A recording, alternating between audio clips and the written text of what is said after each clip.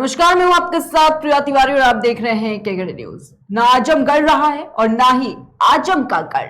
लोकसभा में बीजेपी ने दोनों रामपुर और आजमगढ़ में शानदार जीत दर्ज की है। वैसे बीजेपी की जीत से ज्यादा समाजवादी पार्टी की हार की चर्चा है, क्योंकि आजमगढ़ और रामपुर लोकसभा सीट समाजवादी पार्टी का गढ़ मानी जाती रही है, लेकिन बीजेपी ने दोनों सीटों पर जीत हासिल कर ली है। जिस रामपुर को आजम खां का सबसे सुरक्षित किला माना जाता था, उस पर बीजेपी का कब्जा हो गया है। जिस आजमगढ़ को यादव परिवार का गढ़ माना जाता था, वो ढह गया और ऐसा लगता है यूपी में मोदी और योगी का जादू बरकरार है और जनता को डबल इंजन की सरकार पर भरोसा है। बताया जा रहा है कि बीजेपी की जीत में सबसे अहम किरदार मायावती का रहा है। कैसे और क्यों, करेंगे इस पर चर्चा। हमारे साथ इस खास चर्चा में जुड़ चुके हैं हमारे गेस्ट, हम उनका आपसे परिचय करवा देते हैं। सबसे पहले बीजेपी से हमारे साथ सूरजपाल जी जुड़े हुए हैं, साथ ही साथ समाजवादी पार्टी से हमारे साथ हम्माद नबी जी जुड़े हुए हैं, वहीं बसपा से हमारे साथ मोहम्मद हसीन जी जुड़े हुए हैं। सबसे पहले आप सभी का बहुत बहुत स्वागत है हमारे साथ इस चर्चा में जुड़ने के लिए। जी सबसे पहले सूरजपाल जी आपके पास आना चाहूंगी। काफी ज्यादा अहम ये चुनाव माना जा रहा था। जिस तरीके से आजमगढ़ और रामपुर को कहीं ना कहीं ये कहा जाता है कि ये सपा का इतिहास है, यहाँ पर जीत जो है वो समाजवादी पार्टी की हमेशा से पक्की रहती आई है, लेकिन जिस तरीके से भारतीय जनता पार्टी ने यहाँ पर एक बड़ी जीत जो है वो हासिल की है, क्या कुछ कहना है आपका इस पर, सूरजपाल जी? जी धन्यवाद प्रिया जी। प्रतिष्ठित पैनल के माध्यम से मुझको एक बार पुनः बोलने का मौका मिल रहा है। जी सबसे पहले तो बधाई मैं सबको ही देना चाहूंगा। उत्तर प्रदेश के दो प्रमुख जिले माने जा रहे थे इस चुनाव को समीकरण में देखते हुए, जिसको भारतीय जनता पार्टी के हमारे दोनों लोकप्रिय प्रत्याशी जो सांसद हो चुके वर्तमान में, उनको बधाई। और उत्तर प्रदेश के इन दो जिलों के और उत्तर प्रदेश के पूरे जिलों के बधाई और प्रेषित करता हूं, जिन्होंने अपने इन कैंडिडेट हमारे दिनेश लाल यादव निरहुआ व हमारे घनश्याम सिंह लोधी जी को अपना आशीर्वाद रूपी बहुमूल्य वोट दे करके एक बार सदन में भेजने का काम किया और उन लोगों को बताने का काम किया कि ये सीटें परंपरागत सीटें है, जिसे बोला जाता था ये किसी के बाप की बपौती नहीं है, यह जनता की जागीर है, जिसको जनता स्वेच्छा से चुनेगी। जनता विकास चाहती है, जनता विकास चाहती है, जनता प्रयास चाहती है। उसके रूप में इन दो प्रत्याशियों को दिल्ली भेजने का काम किया। ठीक है सूरजपाल जी। हमारे साथ हम्माद नबी भी जुड़े हुए समाजवादी पार्टी से। हम्माद नबी, आपके पास आना चाहूंगी। देखिए, बीजेपी की जीत से ज्यादा कहीं ना कहीं अब समाजवादी पार्टी की हार की चर्चा हो रही है, क्योंकि आजमगढ़ और रामपुर लोकसभा सीट समाजवादी पार्टी का जो गढ़ है वो माना जाता है, लेकिन बीजेपी ने दोनों सीटों पर जीत हासिल कर ली है। हम्माद नबी जी। धन्यवाद करीना।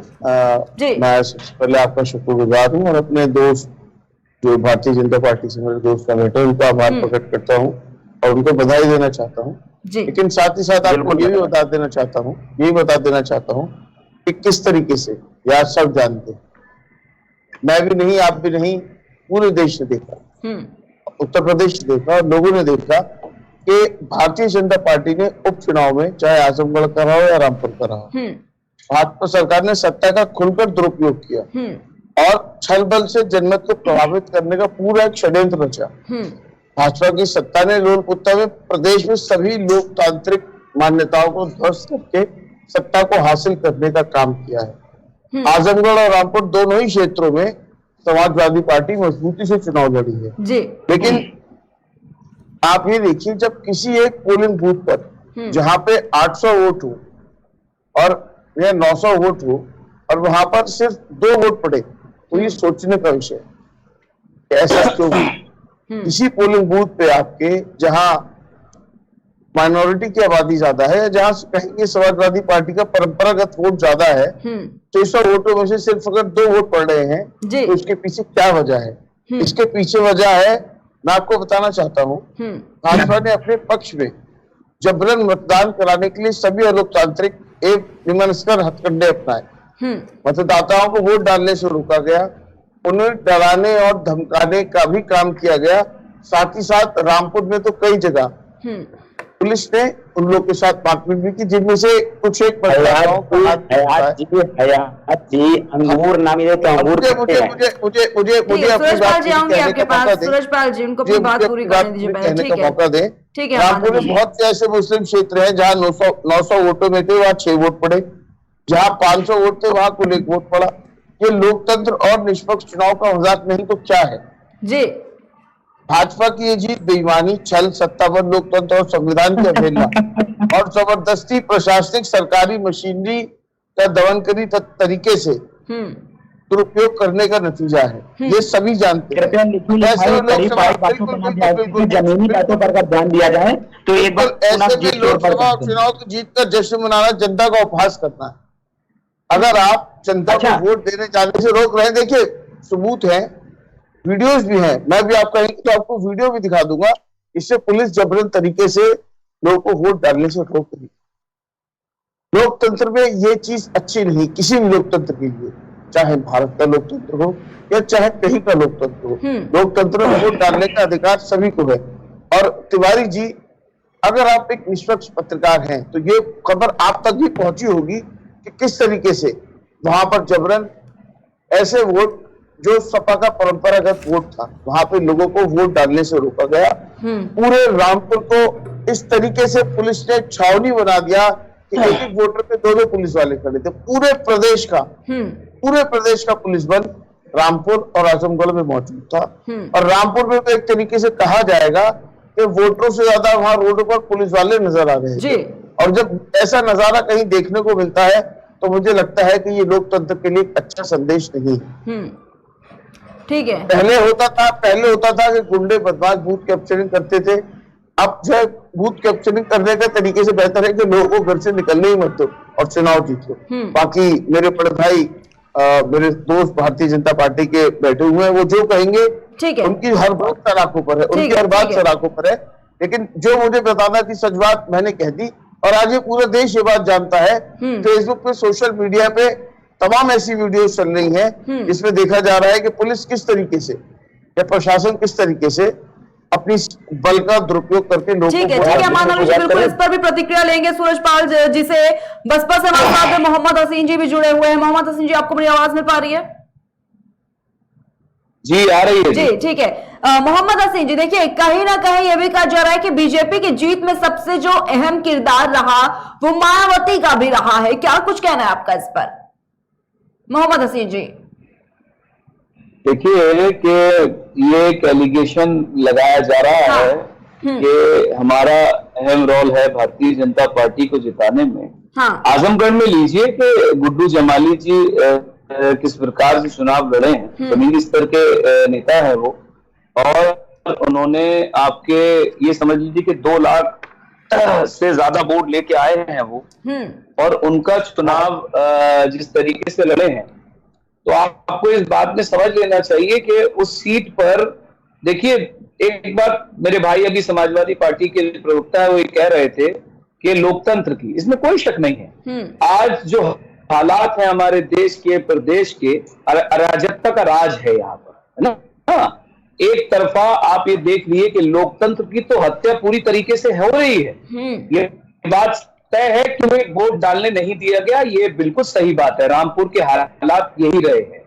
और जहां पर एक पार्टी का अपना एक बैंक बोर्ड है और उसके बावजूद वहां का प्रत्याशी अगर हार रहा है तो ये भी सोचने का विषय है। और आप गुड्डू जमाली जी की बात करें तो आप उन्हें देखिए कि वो किस स्तर के नेता हैं, और वहां से जो हमारे निरहुआ जी चुनाव लड़े हैं तो उनका भी आप ले लीजिए। तो आप ही समझ लीजिए कहीं ना कहीं कुछ दाल में काला है जिसकी वजह से परिणाम आपके सामने आए हैं और कुछ नहीं। अब आप एक चीज बताइए कि आज देश के हालात क्या है? बेरोजगारी, महंगाई, है ना, और एक तरफा कार्रवाई पूरे उत्तर प्रदेश के योगी आदित्यनाथ जी बुलडोजर को चलाने का काम कर रहे हैं।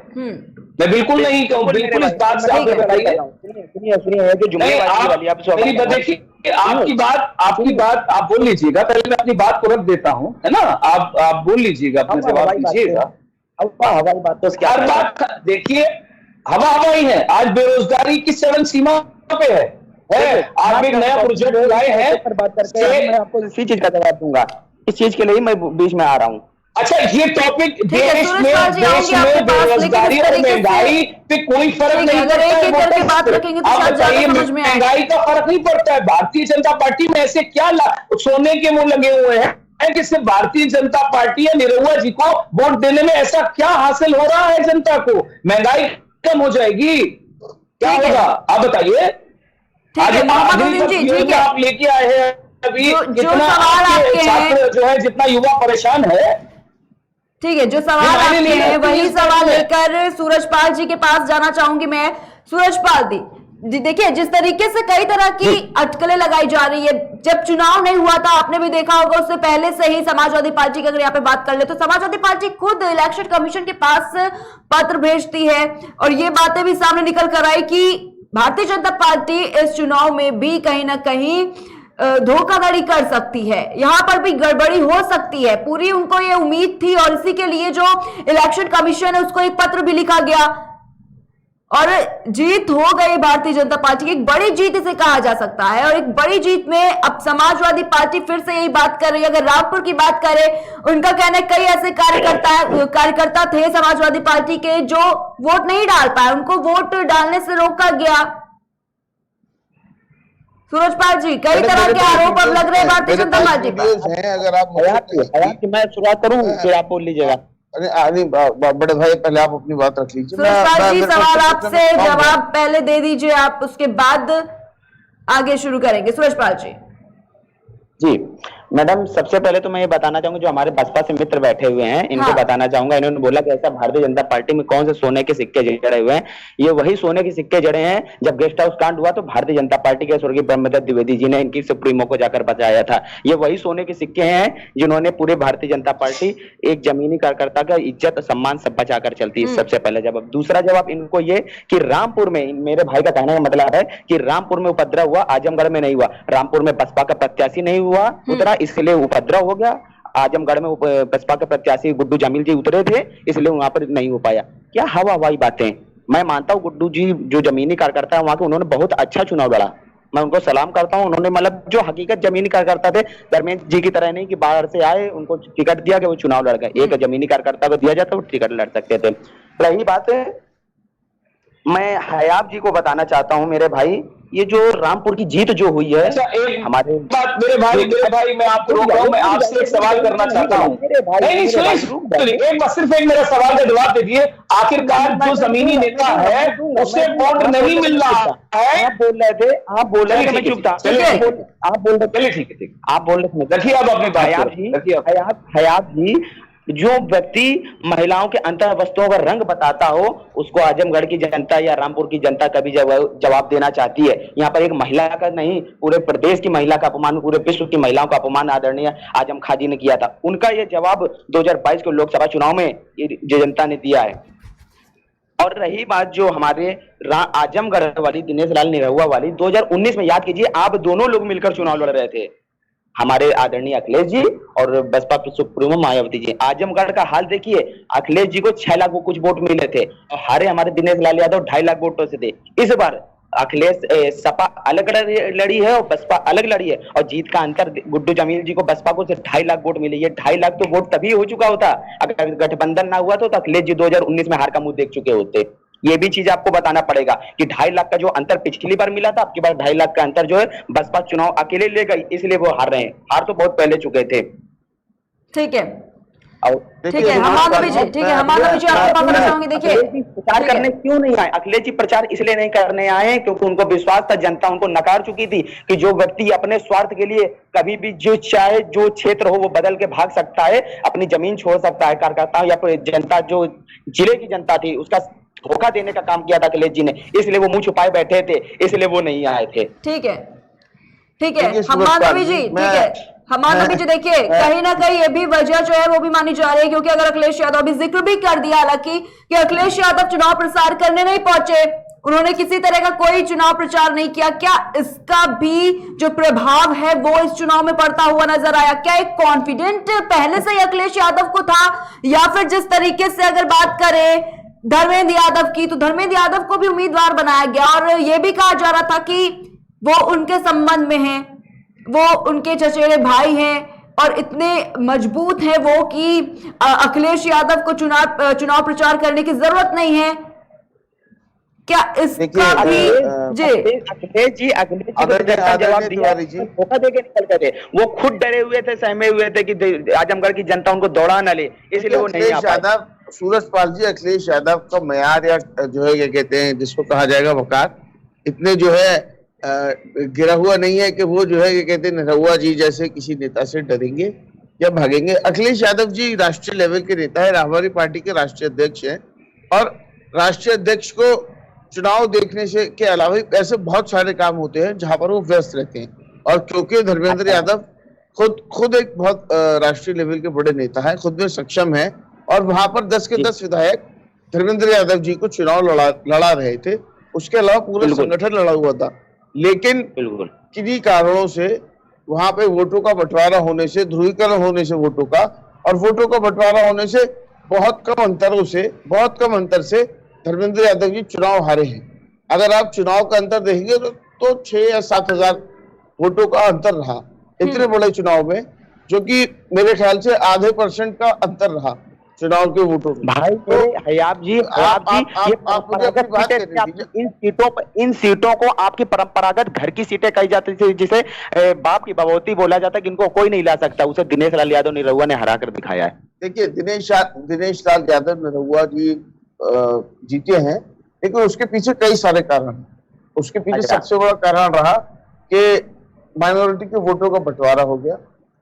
दूसरा, आपने हिंदुस्तान की भोली भाली जनता के वोटों को ध्रुवीकरण करने का आप करते हैं। वोटों का बंटवारा ध्रुवीकरण करने का काम भारतीय जनता पार्टी ने आजमगढ़ में भली भांति किया। देखिए, एक करके, ठीक है, एक करके बात रखे सर। इस तरीके से अगर बात करेंगे तो समझ में नहीं आएगी, ना आपको नहीं समझ में आएगी, ना मुझे समझ में आएगी। इसलिए सर एक करके अपनी बात रखिए तो ज्यादा बेहतर होगा। ठीक है, मेरा कहने का मकसद ये है कि हमारे यहाँ समाजवादी पार्टी में हर नेता का, हर विंग का और हर पदाधिकारी का अपना एक अलग काम होता है, अपना एक अलग काम दिया जाता है। देखिए, आजम खां रामपुर से आजमगढ़ आए, धर्मेंद्र यादव जी के प्रचार में उन्होंने सभाएं की, लेकिन दुर्भाग्यवश जहां पे जब सत्ता का इतना जिसको कहा जाएगा अलोकतांत्रिक तरीके से जो सत्ता का जिसका सत्ता बल का जो इस्तेमाल किया गया, वोटरों को गलत से नहीं निकलने दी गया। आजमगढ़ में भी सख्ती की गई। स्ट्रॉन्ग रूम में देखिए, इस वीडियो मौजूद है जहां पर स्ट्रॉन्ग रूम में जब धर्मेंद्र यादव जी जाना चाह रहे थे तो उनको वहां नहीं घुसने दिया गया। ईवीएम बदलने का आरोप लगे। हाउ कैन दिस रोक, ये क्या शब्द होता है आप बताइए हयाब जी, मैं आपसे जानकारी लेना चाहता हूं। देखिए, आप भारतीय जनता पार्टी के लोगों की सबसे बड़ी दिक्कत ये है कि आप लोग पर्सनल अटैक पर उतर आते हैं। अभी तक मैंने आपके किसी भी नेता पे, ये आप किसी की भाषा से मजाक बनाना चाहते हैं, यानी आप हिंदी भाषी होकर,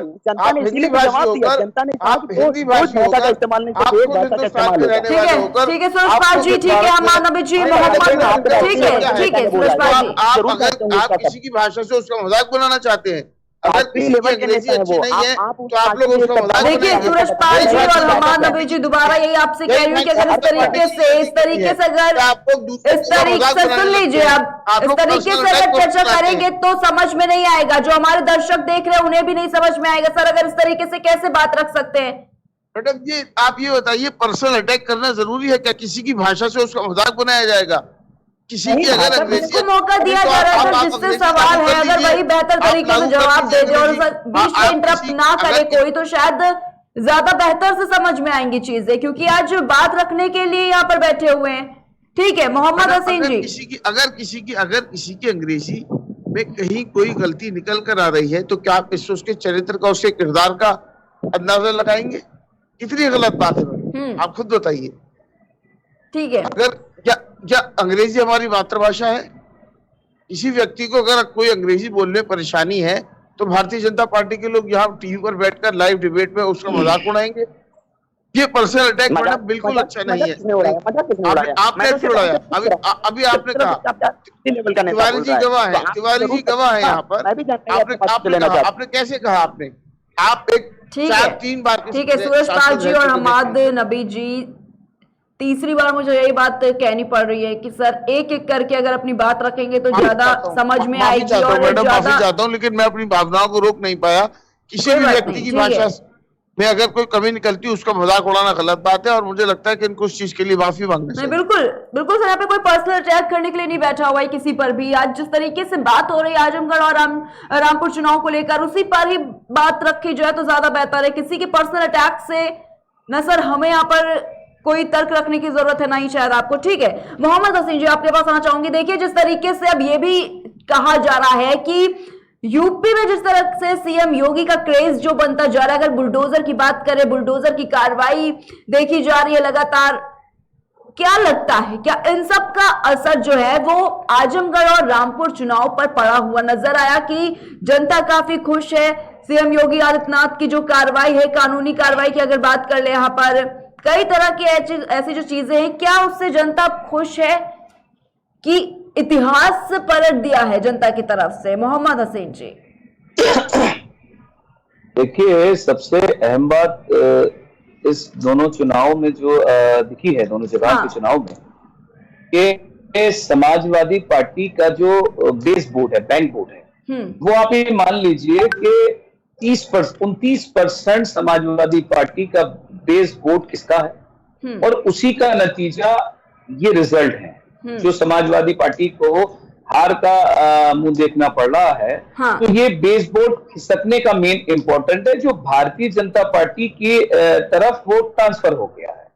और रही बात कि अगर हम बेईमानी की बात करते हैं, तो उसमें क्यों अखिलेश यादव जी आवाज नहीं उठाते हैं कि बैलेट पेपर पे चुनाव होना चाहिए?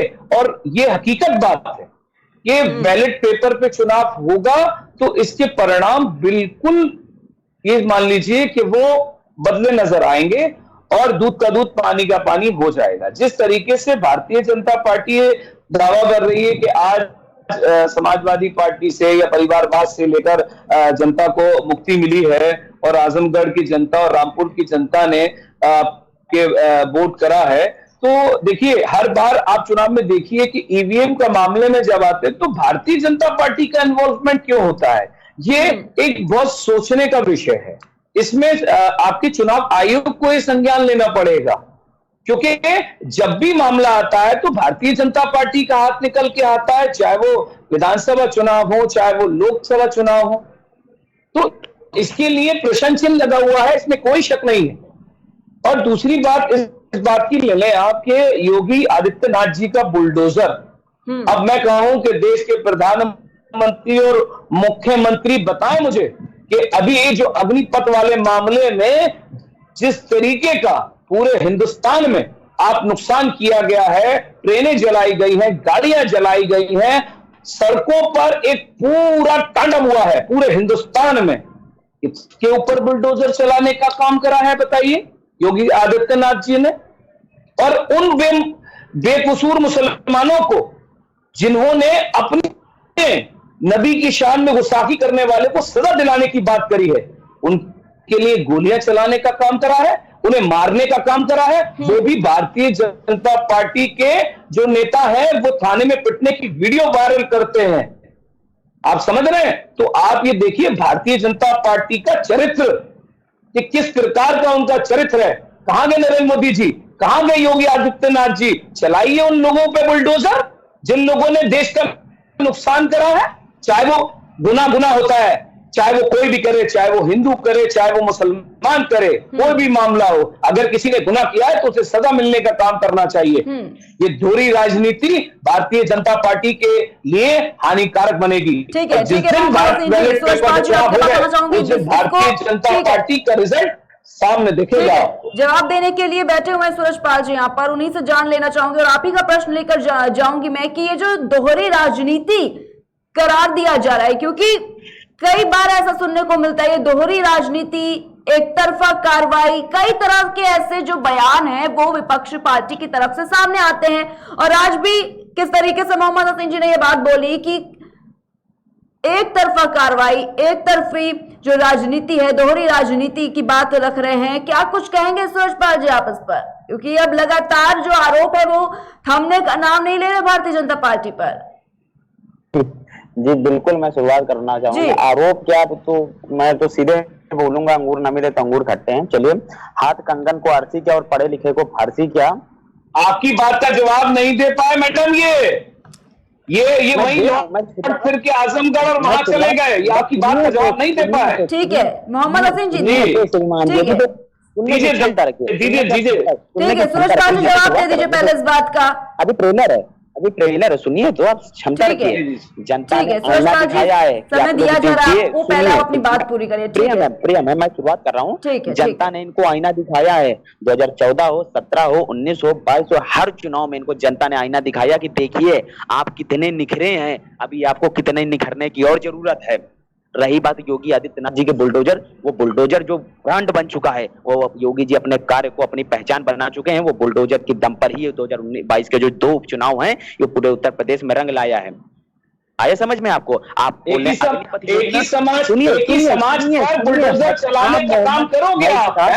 हिंदू और मुसलमान देश में करते रहोगे और देश में राज करते रहोगे। ठीक है, बोलते रहिए, मुझे उससे कोई प्रभाव नहीं। आप सुनिए, अभी आपने प्रश्न लिया मुझे, मैं जवाब दे रहा हूँ, सुनिए आप। दीजिए जवाब दीजिए। उनका जवाब नहीं दे पाएंगे आप इस बात का। ठीक है मोहम्मद हसीन जी, ठीक है जी ओके प्रियमन, रुकिए सुनिए, आप क्षमता रखिए सुनने की। बात पूरी करिए पहले, ठीक है सूरज पाल जी, बात पूरी करिए। ये जो बयान, ये जो आरोप चल रहे हैं, उनका जवाब तो देना पड़ेगा। अग्निपथ के लिए बोला गया मैडम, प्रिया मैम, अग्निपथ के लिए बोला गया। अगर हमारी योजनाओं में या हमारे नवयुवक, मैं शुरू से आपके चैनल से बात करता आ रहा हूँ कि ये नौकों को भटकाया जा रहा है, दोहरी राजनीति करके लोगों उनकी आड़ में कुछ ना कुछ देश का माहौल बिगाड़ने का प्रयास कर रहे हैं। ये हमारे देश के छात्रों ने कभी ऐसा उपद्रव ना किया है, ना करेंगे, मुझे विश्वास है। अगर ये गलत था, अग्निपथ योजना गलत थी, इसका बंद होना चाहिए। तो मैं बोल रहा था कि ये 2 चुनाव सबसे बड़े आईने दिखाने के लिए काफी थे। प्रदेश की जनता खुशहाल है योगी जी के नाम पर, योगी जी के काम पर। अगर युवा नाराज थे तो युवा, सुनिए बीच में नहीं, अगर युवा नाराज थे तो युवा भी अपने मत का प्रयोग कर सकते थे और भारतीय जनता पार्टी के प्रत्याशियों को हरा कर भेज सकते थे। सीधी बात, जनता खुश है, युवा खुश है, हमारे सब भाईचारे खुश हैं। अब दिक्कत तो इन पार्टियों के विरोधी विपक्षी दलों की पार्टियों को हो रही है ना, जो कि सबका साथ, सबका प्रयास, सबका विश्वास के नाम पर जो योजनाएं चलाई जा रही हैं, उनसे उन लोगों को दिक्कत है, इनकी रोटियां सेक नहीं पा रही हैं। और बात करते हैं योगी जी को और प्रधानमंत्री मोदी जी को, जितना कार्य कर दिया वो शायद ही कोई कर पाएगा, स्वर्णिम काल रहा है उनका। और आप बताते हैं जनता ने, अखिलेश जी तो अपने सिर्फ अपने आप को निखरते देख, जब लखनऊ जाने की बारी हो तो विधान परिषद आ जाते थे, जब दिल्ली भगना हो तो लोकसभा की टिकट लेकर के, जब दोबारा फिर लखनऊ भगना हो तो फिर से विधानसभा पे आ जाते हैं, लोकसभा छोड़ के। ये क्या आप प्रदेश की जनता को गुमराह कर रहे हैं, जिले की जनता को गुमराह कर रहे हैं? जनता ने जवाब दिया है, आप आईना देखिए, आपको अभी और भी आईना देखने की जरूरत है। डिंपल जी हो, बंदायूं से धर्मेंद्र जी हो, जो भी आप बड़े बड़े कद्दावर नेता अपने आपको समझते हैं, देख लीजिए, आईना दिखाया आदरणीय सुब्रत पाठक जी ने, जो कंधा आपका गलत आ जाता था। सूरज पाल जी जी, चलते घर को देखने वालों, फूस का छप्पर आपका है। बिल्कुल, चलते घर को देखने वालों, फूस का छप्पर आपका है। पीछे पीछे तेज हवा है, आके मुकद्दर आपका है। उसके कत्ल पे मैं भी चुप था, मेरे नंबर आ गया, मेरे कत्ल पे तुम भी चुप हो, अगला नंबर आपका। जो बुलडोजर की वाहवाही, जो बुलडोजर की वाहवाही आप कह रहे हैं, लूट रहे हैं, तो देखिए जब बुलडोजर चलता है तो देखता नहीं है कि उसकी राह में कौन आता है। तब दिक्कत आपको होती है जब बुलडोजर चलता है। तो आप मुझे मेरी पूरी बात कहने दीजिए। अब मैं आप बोले, मैं आपकी बात पर कुछ नहीं बोला, अब मुझे अपनी बात कहने का हक है। जब बुलडोजर चलता है तो शुरुआत में सबको बहुत अच्छा लगता है, बहुत लोगों ने शोर मचाया, बहुत लोगों ने वाह की, लेकिन इसके परिणाम कितने घातक होंगे लोकतंत्र के लिए, न्याय प्रणाली के लिए। ये बुलडोजर कितना घातक है, ये यहाँ बैठा हुआ लोकतंत्र का चौथा स्तंभ मेरे बात रखने के बाद आपको बताएगा। यहाँ तिवारी जी बैठी हैं, ये बताएंगे कि बुलडोजर का चलना कितना खतरनाक है, ये आपको बताएंगे लोकतंत्र का चौथा स्तंभ है। फिर उसके बाद मैं बात करूंगा ईवीएम की, ये बात मैं फिर बात करूंगा ईवीएम की, जो मेरे बहुजन समाज पार्टी के मित्र कह रहे थे। बिल्कुल हम चाहते हैं कि जब देश के सर्वोच्च डेमोक्रेसी, देश की बड़ी बड़ी कंट्रीज, बड़े बड़े राज्य, बड़े बड़े देश इस पृथ्वी के, इसमें जो पूरे पृथ्वी में जो भी देश हैं, जो भी जहां पर इस दुनिया में देश है, कहीं पे भी मशीनों को प्रतिबंधित कर दिया गया है। जो टेक्नोलॉजी में हिंदुस्तान से बहुत ज्यादा आगे, क्योंकि वो जानते हैं कि ईवीएम का प्रयोग कितना खतरनाक हो सकता है। उसके बाद मैं बात करूंगा विकास की। विकास के नाम पे क्या हो रहा है? हेलो जी, आवाज आ रही है, बोलते रहिए, बोल नहीं रहा। अच्छा क्या? अच्छा, नहीं, मुझे लगा कि शायद कनेक्शन में कुछ दिक्कत है। नहीं, मैं आपकी बात अगर हम सूरजपाल जी बात विकास की करें, अगर आज हम विकास की बात करेंगे तो आज हम देखेंगे कि हमारा देश पिछड़ के कितने पीछे चला गया है, हमारा जीडीपी कितना नीचे गिर गया है, इतना नीचे गिर गया है कि आज हम बांग्लादेश हमसे आगे निकल गया। जिस बांग्लादेश की कौड़ी के बारे में ये कहा जाता था, मुहावरों में इस्तेमाल किया जाता था जिसकी कौड़ी को, कि 2 कौड़ी का आदमी हम मुहावरे में इस्तेमाल करते थे, आज उसकी कौड़ी कीमत हमारे भारतीय रुपए से ज्यादा हो गई। आज 80 रुपए के करीब डॉलर पहुंचने वाला है, डॉलर 80 रुपए के करीब पहुंचने वाला है। रुपये का स्तर इतना नीचे गिर गया है। कैपिटल फ्लोटेशन यानी हिंदुस्तान से जो कैपिटल फ्लोट हो रही है, जो अरबपति हिंदुस्तान छोड़ के जा रहे हैं, उसके आगे आने वाले समय में दुष्प्रभाव कितने ज्यादा खतरनाक होंगे हिंदुस्तान के लिए, इसके बारे में आज कोई बात नहीं कर रहा। भारतीय जनता पार्टी कोई बात नहीं करना चाहती। वो सारी राजनीति को हिंदू मुसलमान, कब्रिस्तान, शमशान, ईद पे लाइट आएगी, दिवाली पे नहीं आएगी, इन बातों में आपके बड़े बड़े नेता भुला देते हैं। हमारी गंगा जमुनी तहजीब और जो हम लोगों के दिलों में, सूरजपाल और हमाद के दिल में जो भाईचारा, जो मोहब्बत है, उसको खत्म करने का काम किया जा रहा है। ठीक है, ऐसा कुछ नहीं। 8,000 मैं अपनी बात पूरी करूं। 8,000 लोग ऐसे हैं। मेरे भाई, मैं पूरी बात कर लूं, मैं आपको पूरा मौका दूंगा। देखिए, आप बोले बीच में इंटरप्ट करेंगे, आप बोले, मैं बीच में नहीं बोला। ठीक है। 8,000 लोग, 8,000 सुपर रिच लोग कहा जाएगा इन्हें, 8,000 अरबपति इस साल देश छोड़कर जा चुके। और रही बात अग्निपथ की, तो आज हमें खुद में अपने गिरबान में झांक कर देखना चाहिए, क्या अग्निपथ की स्कीम से युवाओं को क्या भला होगा। जब 22 साल 23 साल के बाद एक युवा अपने हाथ में रिटायरमेंट लेकर बैठा होगा तो उसे कौन नौकरियां देगा। यह आपके कैलाश विजयवर्गीय जी बहुत बेहतरीन तरीके से खुद बता चुके हैं, अनजाने में ही सही, लेकिन उनके मुंह से ये बात निकल गई कि अगर मुझे अपने सिक्योरिटी गार्ड के लिए किसी को वरीयता देने होगी तो मैं इसको अग्निवीर वाले को वरीयता दूंगा। यानी मतलब कि आर्मी से निकला हुआ एक लड़का, उसका स्तर इतना गिर जाएगा कि वो किसी सिक्योरिटी गार्ड की नौकरी करेगा। ये मान सम्मान रहेगा रिटायर्ड आर्मी के अग्निवीर का। दूसरी बात, आज पूरे देश को प्राइवेटाइज किया जा रहा है। रेल हो, सेना का ठेका कर दिया जा रहा है, हवाई जहाज, हमारे हवाई अड्डे, हमारे बैंक, देखिए बोलने दीजिए, हमारे बैंक। मैं टॉपिक से बहुत बार होते जा रहे हैं, जिस टॉपिक आज बिल्कुल ठीक है। हमानवी जी, ठीक है, हमानवी जी सुन लीजिए प्रश्न, ठीक है, हमानवी जी आपके पास आऊंगी। देखिए, आजम खान जिस तरीके से अब ये बात कह रहे हैं कि अब अंतर्राष्ट्रीय कोर्ट ऑफ जस्टिस से निष्पक्ष चुनाव कराने की मांग की है आजम खान ने। मैडम, मैं समर्थन करता हूँ उनका, बिल्कुल होना चाहिए। जब लोकतंत्र की इस तरीके से हत्या की जाएगी, लोगों को जबरन घरों से बाहर नहीं निकलने दिया जाएगा। ऐसी वीडियो सामने आई है जहां पर पुलिस लोगों के घर के बाहर खड़ी हुई है, औरतें कह रही है चिल्ला कर कि हमें वोट डालने दो, वोट डालना हमारा हक है। ये मैं नहीं कह रहा, ये वीडियोज आए हैं कल के रामपुर की गलियों से, जहां औरतें अपने घर के बाहर खिड़कियों में खड़े होकर चिल्ला कर कह रही हैं और पुलिस वाले लाठियां भांज कर उन्हें अंदर धकेल रहे हैं। तो मुझे लगता है कि आजम खान जी की बात का समर्थन करना चाहिए। ठीक है। और जो ऐसे बूथ है जहां पर वोटिंग परसेंटेज बहुत कम रहा, जहां 10%, 20% से नीचे रहा हो, वहां पर दोबारा वोटिंग सुप्रीम कोर्ट को अपने संज्ञान में लेकर कराना चाहिए है। मैं ऐसा मानता हूं। ठीक है सूरजपाल जी, आपके पास आऊंगी। यही प्रश्न आपसे भी है कि अब जिस तरीके से बात कही जा रही है, आजम खान ने कहा है कि अंतर्राष्ट्रीय कोर्ट ऑफ जस्टिस से निष्पक्ष चुनाव कराने की मांग की। अब ये भी बात क्या कही जा सके कि सपा को अभी तक क्या अपनी हार स्वीकार नहीं हो पाई है? शुरुआत करता हूँ मैम। सबसे पहले तो मैं अपने प्रिय भाई हयात जी की बात करूँ, जिस विषय पे मैं इनको रोक रहा था, जो गंगा जमुनी तहजीब जो बता रहे थे मेरे भाई, ये इस देश को अगर मैं बताऊं बहुत लंबा हो जाएगा। इस देश में जो गंगा जमुना तहजीब जो बोला मेरे दिल पे विराजमान है। मैं हिंदू हूं, आप मुस्लिम है, ये नहीं विषय है कि हम भारतीय हैं। ठीक है, 123 करोड़ की जनता, 130 करोड़ की जनता हमारी आपकी है, किसी बंटवारे की नहीं है। इसको जो लोग बांटते हैं वो लोग गलत राजनीति करके एक दूसरे को बांटना चाह रहे हैं। हमारे होली पर आप आएंगे, मैं आपकी ईद पर आऊंगा। विश्वास कुछ मुसलमानों की वजह से ही पूरी, या कुछ हिंदुओं की वजह से पूरी कौम गंदी होती है। इसको मैं इस बात का समर्थन करता हूं कि हम गंगा जमुनी तहजीब में जी रहे हैं, मगर कुछ लोगों की वजह से अगर वो पूरी मछली तालाब को गंदा करती है तो मैं उन मछलियों को तो जीवित नहीं रहने दूंगा। और अगर जीवित नहीं रहने दिया जा रहा तो इसमें सबसे बड़ा खराब अगर लगता है तो आदरणीय अखिलेश जी को, आदरणीय आजम खान जी को, क्योंकि ये इस पूरे प्रदेश को, पूरे देश को खोखला करने का काम कर रहे हैं। ये इस प्रदेश और देश में नहीं होने वाला। दूसरी बात बुलडोजर वाली बात रही, बुलडोजर की बात ये ब्रांड बन चुका है, इस चीज को आप ना बोलिए। क्या सिर्फ आपने इतनी बड़ी महंगाई और ये सब भ्रष्टाचार बोल डाला, अग्निपथ बोल डाला, क्या इन 2 जिलों में नहीं सुनाई दिया?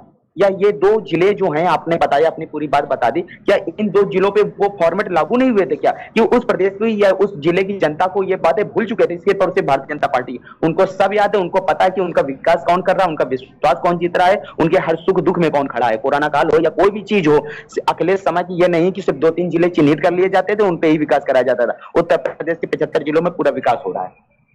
ठीक है, दूसरी बात रही आपकी, अच्छा बिल्कुल बिल्कुल, आप अपनी बात कहिए।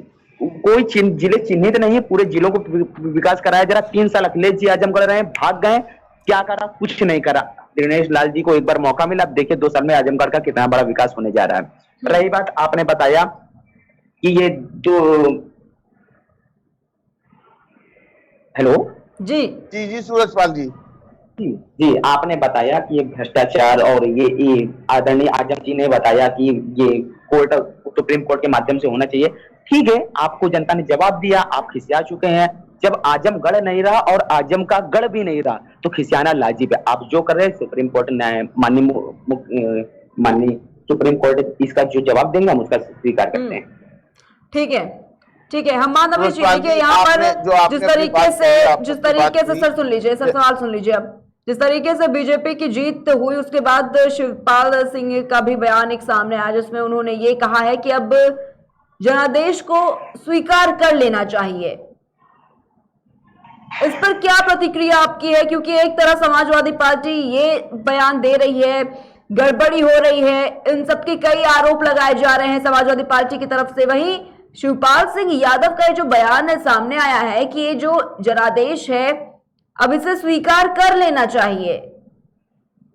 क्या कहेंगे आप? शिवपाल जी सिर्फ और सिर्फ अपने एक परिवार के रूप में बंधे हुए हैं, वरना वो सब जान रहे हैं कि वो अभी अखिलेश जी अपना गठबंधन नहीं बचा पा रहे, अपने गठबंधन को खुश नहीं कर पा रहे, तो वो प्रदेश की जनता को क्या खुश कर पाएंगे, आजमगढ़ की जनता को क्या खुश कर पाएंगे, रामपुर की जनता को क्या खुश कर पाएंगे। आदरणीय शिवपाल जी ने जो कहा, शिवपाल जी खुद अपने आप में सिर्फ वो परिवार के रूप में, माननीय मुलायम सिंह जी के भाई के रूप में वो इस गठबंधन में रुके हुए, वरना वो तो सर्वप्रथम सबसे पहले बाहर हो रहे थे। अखिलेश जी अपने गठबंधन के लोगों को खुश नहीं कर पा रहे। महान दल के इनके नेता जा चुके हैं, सोहेल देव, ओम प्रकाश राजभर जी बाहर निकल रहे हैं, कृष्णा पटेल जी बाहर हो रहे हैं। शिवपाल जी क्या बचा? इनके पास कुछ नहीं। 2017 में चुनाव लड़ा गठबंधन के रूप में, 2019 में गठबंधन के रूप में लड़ा, 2022 में आप सामने सब सीढ़ियां सामने, जो व्यक्ति अपने घर परिवार गठबंधन को खुश नहीं कर पा रहा, वो प्रदेश की जनता को क्या खुश कर पाएगा? ठीक है, हम माधवी जी सवाल, ठीक है, सवाल आपसे जिस तरीके से शिवपाल सिंह यादव की अगर बात करें, एक तो परिवारवाद का जब जिक्र किया जाता है, शिवपाल सिंह यादव भी वहां पर शामिल होते हैं, लेकिन ये जो बयान सामने आया है कि जनादेश को स्वीकार कर लेना चाहिए, लेकिन समाजवादी पार्टी एक तरफ कह रही है कि बीजेपी पूरी तरीके से धोखाधड़ी कर रही है इस चुनाव में, और पहले भी इलेक्शन कमीशन को भी पत्र लिखा गया। लेकिन अब ये जो बयान सामने निकल कर आ रहे हैं, देखिए कई तरह के बयान सामने निकल कर, और बताना चाहेंगे कि असदुद्दीन ओवैसी का भी बयान यहाँ पे सामने आया कि अब पूरी तरीके से बीजेपी जो है वो जीत रही है और सपा में काबिलियत नहीं है कि भारतीय जनता पार्टी को हरा दे।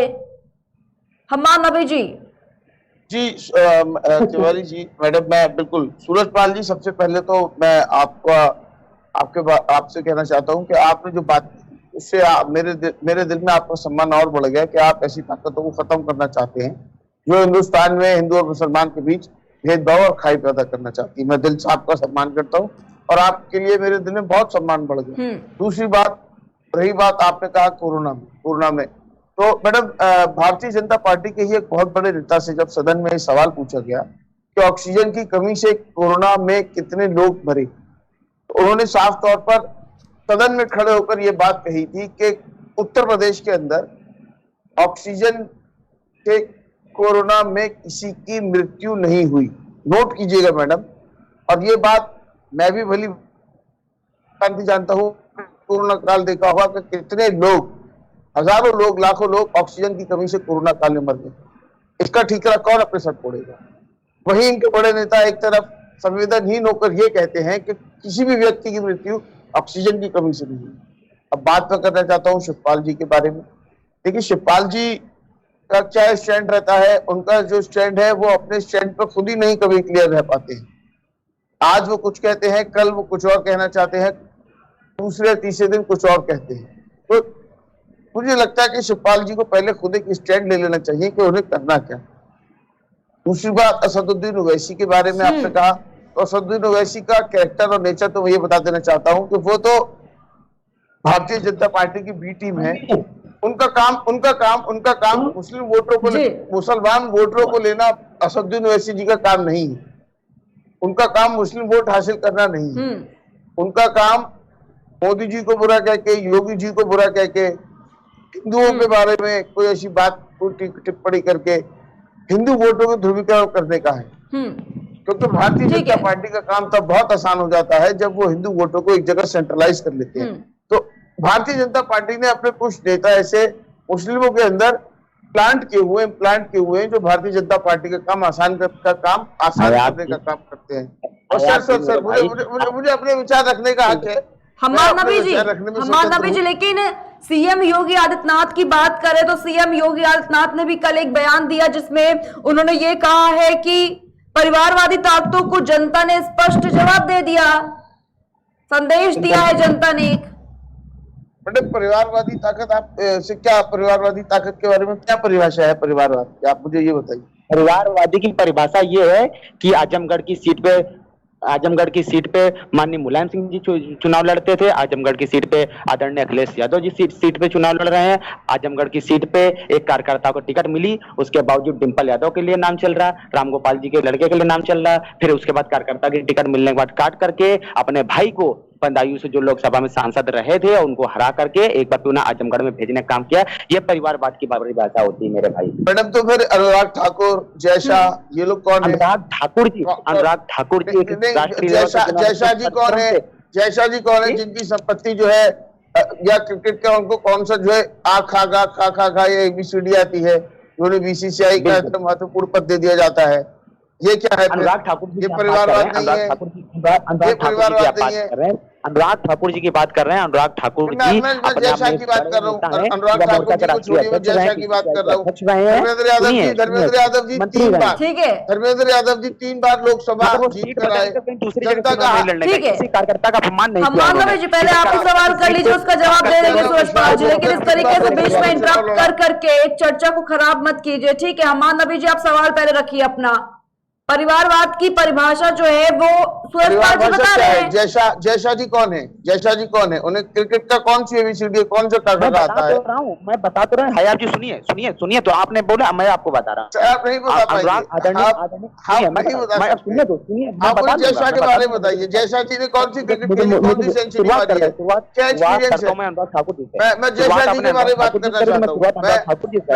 मुझे भी वो फॉर्मूला, सूरजपाल जी, एक सेकंड, मुझे भी वो फॉर्मूला बता दीजिए।